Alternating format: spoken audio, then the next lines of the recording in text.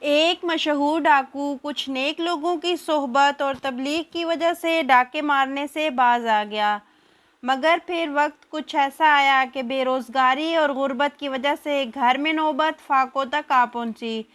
تو وہ ایک دن ایک بڑے مزار پر گیا اور دن دہاڑے وہاں چھت پر لٹکتا انتہائی قیمتی فانوس اتار لایا۔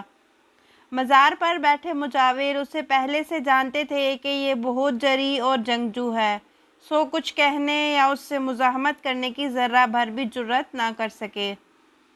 ڈاکو نے وہ فانوس لا کر اسے بیچ دیا۔ مجاوروں نے کورٹ میں کیس کر دیا۔ جج صاحب نے ڈاکو کو عدالت میں طلب کر لیا۔ یہ واقعہ حیدرآباد، سندھ کے ایک بہت مشہور مزار کا ہے۔ جج صاحب نے ڈاکو سے پوچھا کہ کیا تم نے وہ فانوس اتارا ہے؟ ڈاکو نے کہا، جی ہاں، میں نے اتارا ہے۔ اس پر جج صاحب نے پوچھا کہ کیوں اتارا ہے؟ جواب دیا کہ گھر میں نوبت فاقوں تک آ پہنچی تھی۔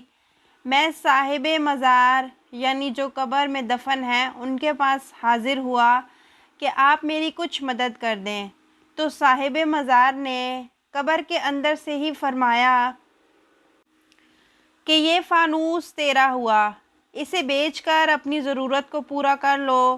سو میں نے وہ فانوس اتار کر بیچ دیا اور اپنی ضرورت کو پورا کر لیا۔ جج صاحب نے سر جھکا لیا اور کچھ دیر توقف کے بعد فیصلہ سناتے ہوئے مجاوروں سے مخاطب ہوئے کہ یا تو اپنا عقیدہ بدل لو کہ مردے نہیں سنتے، یا پھر یہ ڈاکو ٹھیک کہتا ہے۔